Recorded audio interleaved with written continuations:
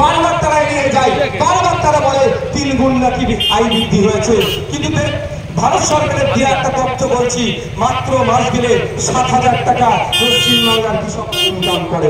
ভাবতে পেরেছেন, পশ্চিমবাংলায় প্রায় 50% অধিক মানুষ কৃষিকাজের সাথে সরাসরি যুক্ত, আর 70% মানুষ ইনডাইরেক্টলি কৃষিকাজের সাথে যুক্ত। তাদের মাস গেলে ইনকাম মাত্র কত? 7,000-এর নিচে। কেন এটা বাড়া উচিত?